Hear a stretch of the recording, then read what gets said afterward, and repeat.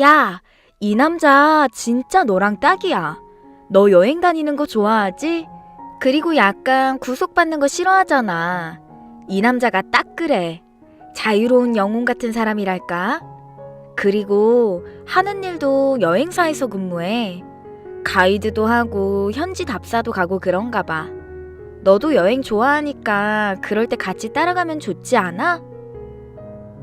라면서 저에게 소개를 시켜주는데 말만 들어도 가슴이 쿵쿵거리는 겁니다. 제 사주에 역마살이라도 있는 건지 저는 한시도 집에 붙어있지 못했고 돌아다녀야 속이 풀리는 사람이라 정말 전국 활동 안 가본 것도 없고 해외도 많이 다녔거든요. 그런 남자와의 소개팅이라니 솔직히 별로 마음에 들지 않아도 한번 사귀어보고 싶은 생각이 들더라고요. 그렇게 이미 만나기 전부터 약간의 호감이 있어서 그런지 처음 만나자마자 괜찮은 사람 같다는 생각이 들었고 그렇게 저희 두 사람은 연인이 됐습니다. 1년 조금 넘게 연애를 하면서 그 사람과도 참 많은 곳을 돌아다녔어요. 주말이면 항상 교회로 나가서 드라이브도 하고 캠핑도 다니면서 시간을 보냈지만 단 한순간도 이 사람과 있는 시간이 지루하거나 심심하다는 생각을 해본 적 없었습니다. 저는 옆에서 운전하는 남자친구를 보면서 우리 이렇게 주말마다 여행 다니고 놀러 다니고 평일에도 자주 만나잖아. 근데 난 당신이랑 같이 있으면 지루한지 모르겠어. 너무 재밌어. 보통 1년 정도 지나면 좀 서로가 식지 않아? 라고 물었더니 그렇다면 다행이야. 나도 그런데 너랑 있는 게 너무 재밌고 즐겁다. 우리가 결혼해도 이렇게 지금처럼 재밌게 살 수 있지 않을까? 라고 이야기하는 겁니다. 그 말을 듣는데 어찌나 심장이 두근대던지. 그럼 지금 그 말은 나랑 결혼하겠다는 거야? 라고 묻자마자 너만 괜찮으면 난 내일 당장이라도 하지. 라고 받아치더군요. 그렇게 우리 두 사람은 결혼 준비를 시작했고 많은 사람들의 축하 속에 부부가 되었습니다. 제가 외동이다 보니까 언젠가는 결혼을 해야지 라는 생각만 했었는데 이게 현실로 이뤄지니 정말 기분이 이상하더라고요. 그렇게 저희 부부는 결혼 후에도 연인처럼 지냈습니다. 평소와 똑같이 주말이면 여행을 다니고 평일에도 휴가를 내서 이곳저곳을 구경하러 다녔죠. 그런데 하루는 퇴근하고 집에 온 남편이 나 회사에서 1년 정도 베트남에 나가라는데 안 된다고 할까? 라면서 저에게 물어보더라고요. 1년? 1년은 너무 긴 거 아니야? 우리 이제 신혼인데 너무 가혹하다. 근데 갑자기 웬 베트남이야? 라고 물었는데 한국 사람들이 베트남 물가가 싸니까 여행을 많이 가잖아. 근데 도심 말고 좀 소수민족들 사는 시골 동네 쪽에도 관심을 많이 보인다고 하더라고. 여행 가면 좀 푹 쉬고 싶고 그런 거 있잖아. 그래서 작은 동네 가서 1년 정도 지나고 답사하면서 그곳에서 사람들이 여행할 수 있게 좀 뚫어놓으라고 하더라고. 하면서 출장을 가야 될 것 같다고 하는 겁니다. 결혼한 지 1년도 안 된 부부가 떨어져 사는 건 너무 슬픈 일이었고 당장 아이를 낳을 건 아니었지만 차차 임신도 생각하면 남편이 안 가는 게 제일 좋았지만 남편이 외국에 나가 있으면 제가 보고 싶을 때마다 그곳에 가서 지낼 수 있다는 생각을 하니 남편의 출장이 마냥 싫지만은 않았습니다. 그렇게 저는 남편이 베트남에 갈 동안 입을 만한 옷 몇 가지를 캐리어에 싸주었습니다. 남편은 짐을 싸는 저를 보면서 내가 해도 되는데. 나 여기저기 많이 돌아다녀서 짐 싸는 데는 도사잖아. 힘들지 않아? 라면서 저를 걱정해줬지만 막상 짐을 싸다 보니까 남편이 정말 1년 동안 제 옆자리를 비운다는 게 실감이 나서 그런지 눈물이 터져버리고 말았죠. 그렇게 남편은 저를 남겨두고 베트남으로 떠났고 그렇게 저는 혼자가 됐습니다.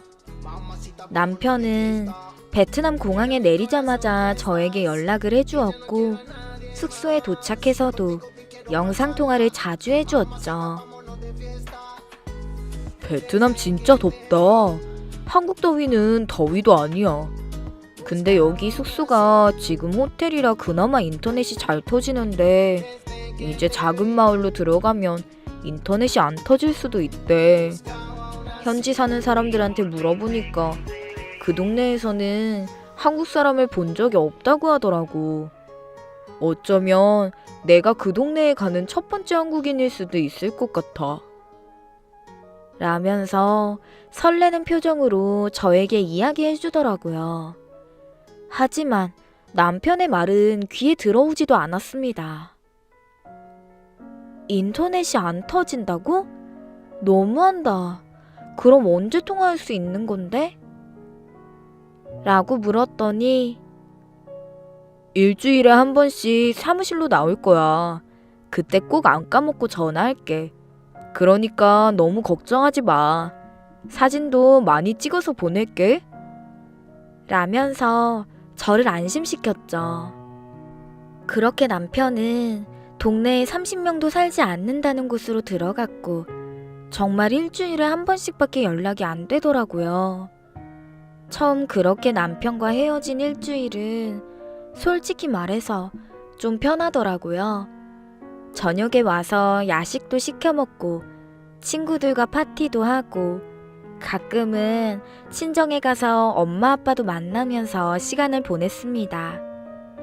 하지만 늘 붙어있던 남편과 갑작스레 떨어져 버린 것이 처음이다 보니까 시간이 가면 갈수록 남편이 그리워졌죠.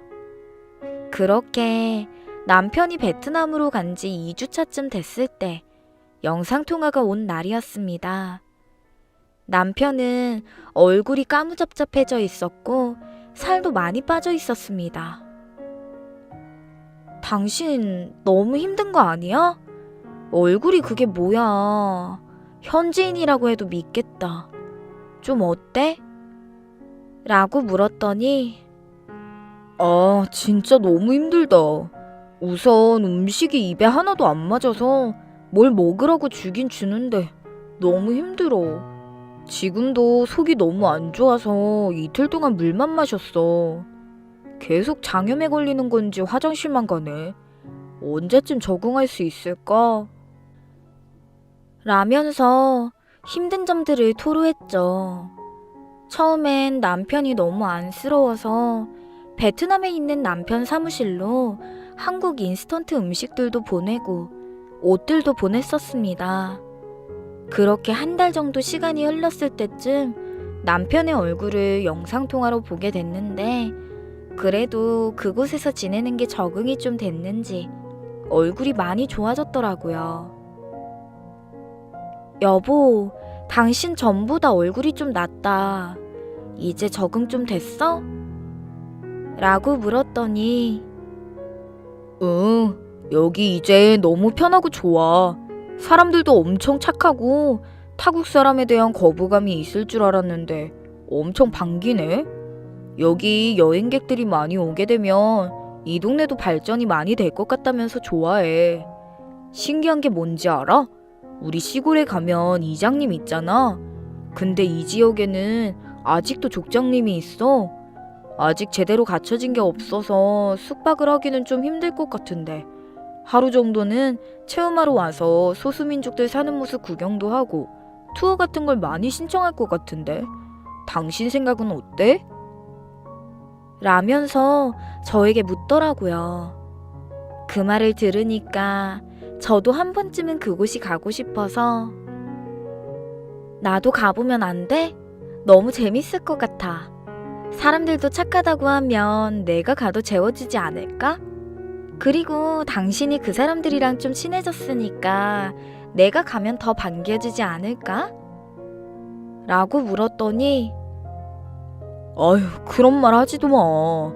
나 여기 사람들이랑 안면트기까지 한 달 걸렸어. 이 사람들 엄청 예민해. 그리고 여기 아직 여자들이 오기엔 좀 위험해. 동네에 여자도 별로 없어서 그런지 좀 여자들이 오기엔 그래. 이곳에 오는 건 좀 다시 생각해봐. 나중에 다시 이야기해보자. 라면서 급하게 영상통화를 끊더라고요. 조금 서운하긴 했지만 남편이 전문가다 보니 남편의 말을 듣기로 했고, 그렇게 남편은 그곳에서 조금씩 적응을 하는 듯 했습니다. 하지만 그 뒤로 남편이 점점 저에게 연락을 해오는 횟수가 줄어들더라고요. 이제 막 일을 시작한 지 얼마 안 된 초반이라 바쁜 건 알겠지만 일주일에 한 번 하는 영상통화인데 그마저도 약속을 지켜주지 않으니 서운했지만 일하러 간 사람인데 뭐라고 할 수는 없겠더라고요.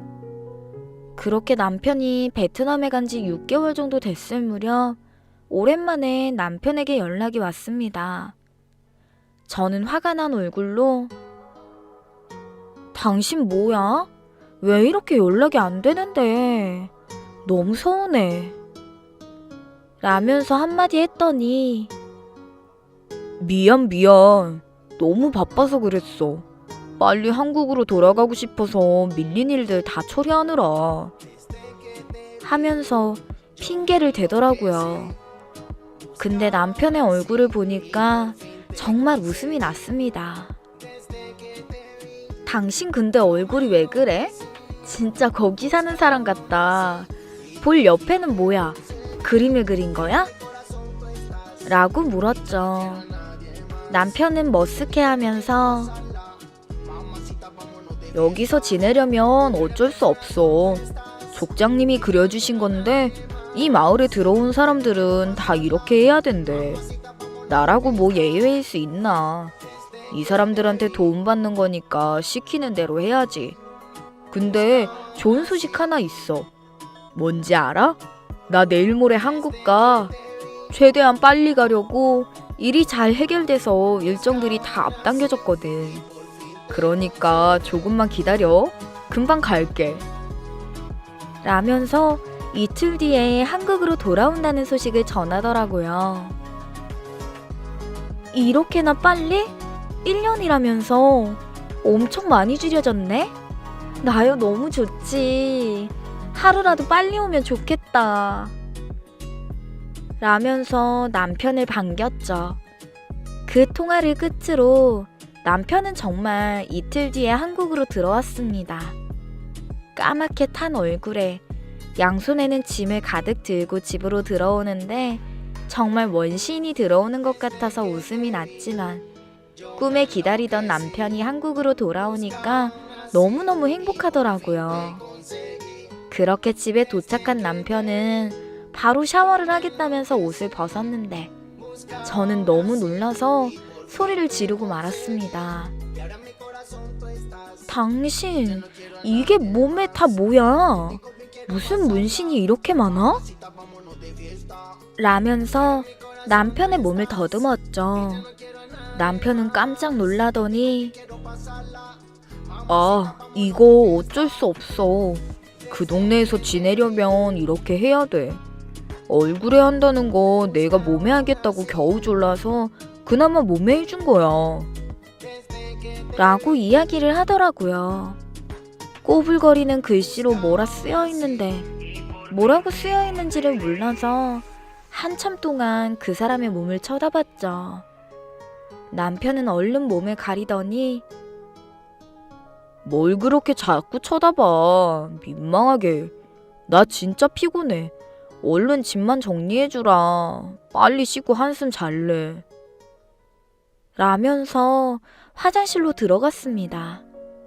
저는 남편의 캐리어를 방 안으로 끌고 들어와서 그동안 남편이 입었던 옷들을 정리하는데 그 사이에 작은 상자가 하나 들어있더라고요. 바빠서 아무것도 못 사왔다더니 혹시 내 선물을 산 건가? 라는 생각으로 상자를 열었는데 너무 놀라서 상자를 떨어뜨리고 말았습니다. 그 속에는 여자의 긴 머리카락이 따진 채로 보관돼 있었고 목각 인형들이 들어있더라고요. 뭐야 이게? 세상에 웬 머리카락이야? 뭔가 무서운데 이거 진짜 사람 머리카락인가? 이 인형은 또 뭐야? 라면서 그 상자 안의 물건들을 쳐다보고 있는데 목욕을 마치고 나온 남편이 저를 보고 깜짝 놀라더라고요. 아, 왜 남의 짐을 맘대로 열어봐? 라면서 다시 캐리어를 닫는데 좀 이상하단 생각이 들었습니다. 당신 이거 뭐야? 웬 여자 머리카락이야? 그리고 목각 인형 같은 건 뭐야? 이거 2개잖아. 하나는 남자네? 그럼 이 여자는 뭐야? 라고 물었더니 아, 진짜 별걸 다 묻네. 이 목각 인형은 족장님이 선물해 준 거야. 내가 결혼했다고 하니까 와이프랑 행복하게 살라고 직접 만들어 주신 거야. 그리고 이 머리카락은 선물이야. 내가 그때 말했지? 여기 아직 여자가 오기 좀 위험하다고. 그게 왜 그러냐면 그 마을이 아직 여자가 많이 없다 보니까 좀 하찮은 취급을 많이 받아. 이것도 내가 떠나기 전에 족장님이 준 건데 그 동네 여자 머리카락을 잘라서 벽에 걸어놓으면 행운이 들어온대. 그래서 가지고 온 거야. 거기서 버리고 올 순 없잖아. 그리고 여보, 아무리 우리가 부부지만 이런 거 막 열어보고 이러지 말자. 나 이런 걸로 당신한테 해명하고 싶지 않아. 만약 당신이 이걸 열어보지 않았으면 내가 먼저 당신한테 설명해줬을 거야. 그럼 기분 상할 일 없잖아. 라면서 저에게 뭐라 하는 겁니다. 솔직히 남편 말이 틀린 건 아니었지만 생각보다 너무 화를 내니까 좀 서운하기도 하더라고요. 그렇게 저는 그 뒤로 남편 짐에 손을 대지 않았고 남편은 씻고 나와서 그동안 입었던 옷들과 물건을 정리하면서 제 눈치를 보는데 솔직히 6개월 만에 만난 아내한테 그렇게 말을 하는 모습이 좀 실망스럽기도 했습니다. 그렇게 남편과 어색한 상태로 하루를 보내고 나니 다음 날은 또 언제 그랬냐는 듯 평소처럼 지냈죠. 저는 아침에 일어나서 출근을 하고 남편은 해외 파견을 갔다 와서 일주일 정도는 휴가를 받을 수 있었는데 이 사람 한국에 돌아와서 엄청 바쁘게 여기저기 다니더라고요. 또 집을 비운 남편이 어디 갔는지 궁금해서 전화를 걸었죠. 당신 휴가인데 왜 그렇게 바빠? 저녁이라도 같이 먹으려고 일찍 들어왔는데 집에 안 있고 어디 간 거야? 라고 물었더니 아, 지금 나 여기 밖에 좀 나왔어. 짐 보낼 게 있어서. 라고 이야기하는데 너무 바빠 보여서 알겠다고 하고 그냥 전화를 끊었죠. 그런데 뭔가 이상하다는 생각이 들어서 남편 서랍장을 열었는데 베트남에서 돌아왔을 때 가지고 왔다던 그 목각 인형이며 여자의 머리카락이 사라지고 없는 겁니다. 온 방안을 다 뒤져봐도 없길래 거실이며 베란다까지 전부 뒤졌죠. 그때 남편이 집으로 돌아왔습니다. 여보, 당신 그 베트남 사람들이 줬다는 그 선물 어딨어? 라고 남편에게 물었더니 왜 그래 또? 그거 버렸어. 당신이 기분 나빠해서 버리고 오는 길이야. 라고 하더라고요. 그걸 왜 버려? 그 사람들이 당신 생각해서 준 거잖아. 그거 버릴 거면 몸에 문신이나 지워. 난 그 머리카락이랑 인형보다 당신 몸에 문신이 더 기분 나빠. 뭐라고 쓰여 있는지도 모르는데 당신 몸에 그런 게 새겨진 게 얼마나 기분 나쁜 줄 알아? 그리고 당신 그런 거 새길 거면 나한테 말이라도 해야 되는 거 아니야? 라면서 화를 냈는데 일 때문에 그런 거잖아. 내가 문신을 하고 싶어서 했어? 아니 그리고 왜 그렇게 예민하게 구는데? 네가 싫다고 눈치 줘서 다 버리고 오는 길이고 문신은 당장 지울 수가 없잖아. 나도 차차 지울 생각이었어. 나 요즘 너무 힘들어. 오히려 베트남에 있을 때가 더 편한 것 같아. 거기 사람들은 얼마나 차분한지 알아? 당신처럼 소리 지르는 여자 한 명도 없어. 다 내 말에 고분고분하고 여성스럽다고. 근데 당신은 뭐야? 말끝마다 소리치고 내 탓하고. 라면서 저에게 짜증을 내더라고요. 남편은 그곳에 다녀온 후로 정말 많이 달라진 듯 했습니다. 저에게 자꾸 여성성을 강조하고 조금만 목소리를 높여도 큰 소리 내지 말라고 소리를 치기도 하고 마치 여성을 자기 멋대로 조정하는 사람처럼 저를 대하기도 했습니다. 베트남에 가기 전까지만 해도 집안일도 잘 도와주고 음식도 잘하고 빨래 넣는 게 취미라던 사람이 그곳에 다녀온 뒤로는 소파에 앉아서 TV를 보고 있으면서 물을 떠오라고 시키기도 하고 화장실에서 볼일을 보고 물을 안 내리기도 하고 얼마 전엔 밥을 먹다가 저보고 밥 위에 반찬을 좀 올리라고 명령하듯이 말하는데 정말 기가 막히더라고요. 당신 거기 다녀온 뒤로 좀 이상해진 거 알아? 내가 알던 당신이 아닌 것 같아. 말하는 말투며 하는 행동 전부 이상해. 대체 그곳에서 무슨 일이 있던 거야? 나한테 좀 말해봐. 라고 남편에게 좋게 이야기를 해도 제 말을 귓등으로 듣거나 아니면 버럭 화를 내면서 이상한 건 너야. 왜 자꾸 나를 의심하는데? 내가 뭐가 달라졌다는 거야? 난 그냥 똑같아. 달라진 건 오히려 너야. 날 의심하고 자꾸 추궁하고 너무 기분 나쁘고 짜증나. 라면서 오히려 화를 냈죠. 남편이 너무 예민하게 반응하니까 더 이상 남편에게 달라졌다는 둥 변했다는 둥 이런 이야기는 하지도 않았고 시간이 지나면 점점 나아지겠지라는 생각으로 기다리기로 했습니다. 그렇게 남편이 돌아온 지 한 달쯤 지났을까? 남편은 다시 한국지사로 출근을 시작했고 회사에 나가니까 신기하게도 다시 예전처럼 돌아오는 모습을 보였습니다. 그렇게 전쟁 아닌 전쟁을 치르고 처음으로 함께 보내는 주말이라 남편에게 맛있는 음식이라도 해줘야겠다고 생각한 찰나였습니다. 누군가 벨을 누르길래 현관문으로 달려갔는데 남편이 인터폰을 보고 깜짝 놀라더라고요. 뭐야? 라면서 소리를 지르는데 본능적으로 저는 문이 열리는 버튼을 눌러서 띠리링 소리를 내며 현관문을 연 상태였죠. 그런데 저희 집에 찾아온 사람들을 보고 저도 너무 놀라서 아무 말도 하지 못했습니다. 저희 집 문 앞에 서 있는 사람은 외국인이었습니다.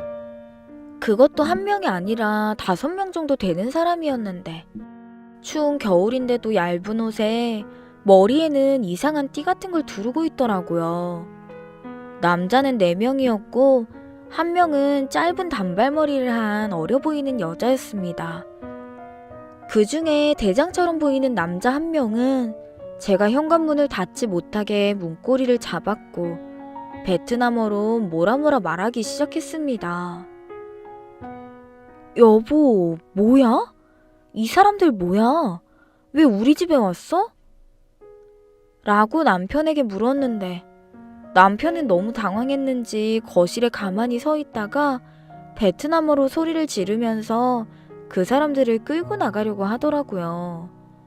그때 외국인 1명이 남편을 향해 큰 소리를 친 순간 외국 사람들이 남편을 둘러싸기 시작했습니다.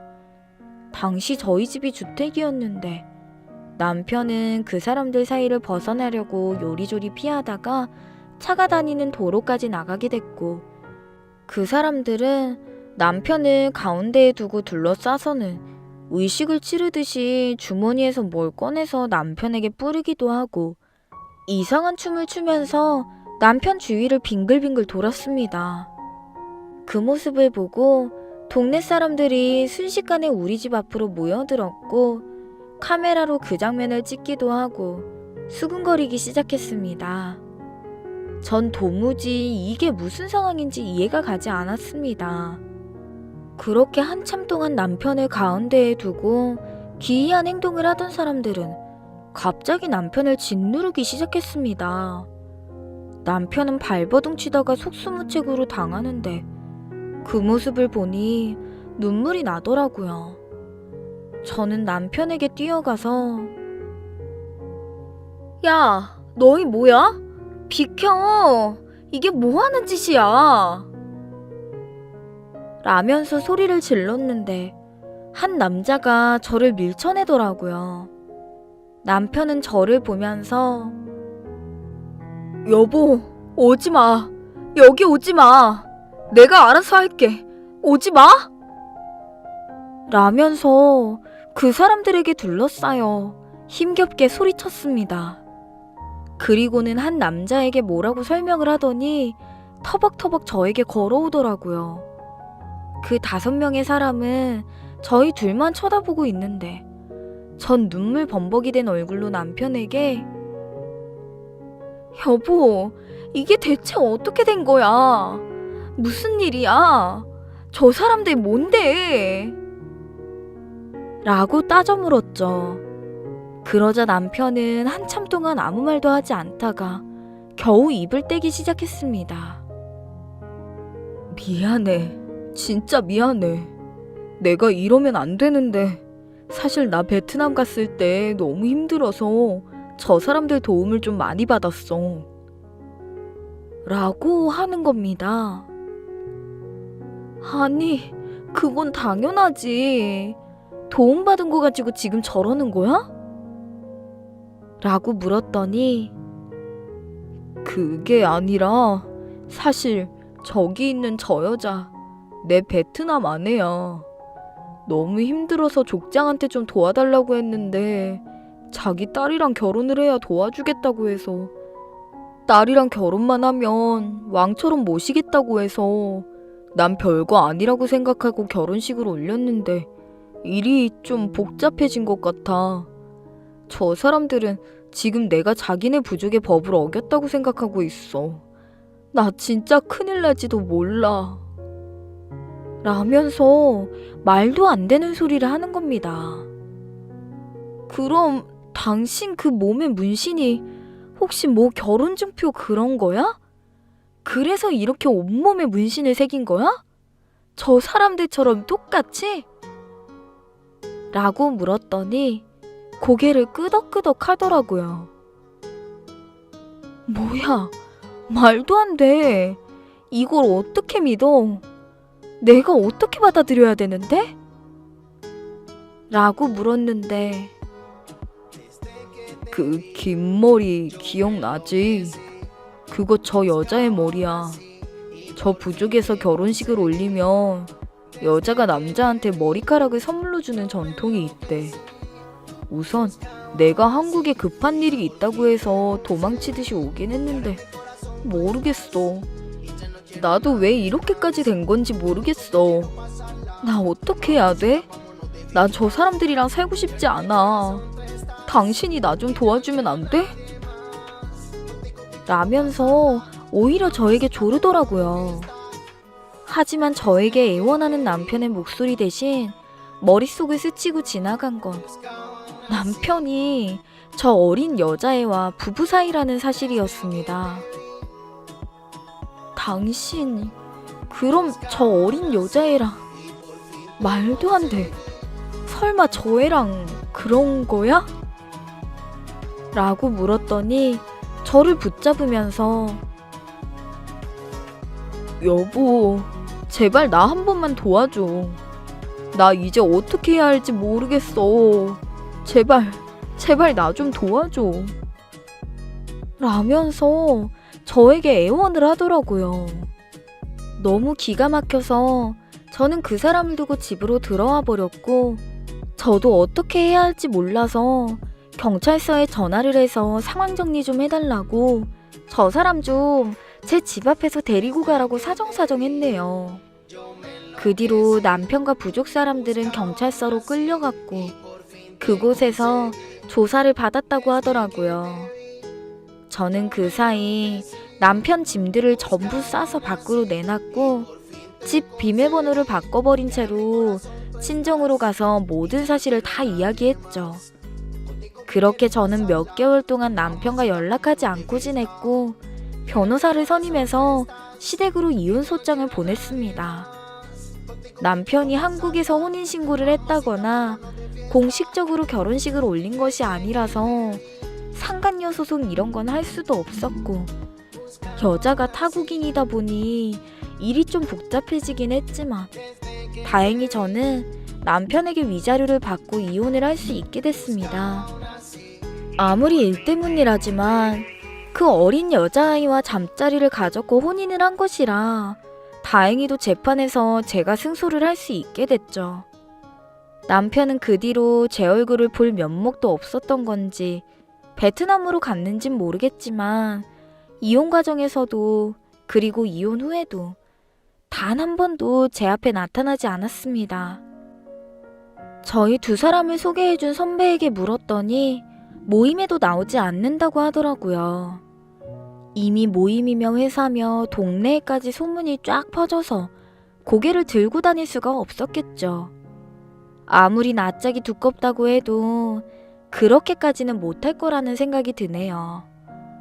그 일이 일어난 지 10년이 넘었지만 전 아직 재혼을 하지 않았고 앞으로도 재혼 생각은 없습니다.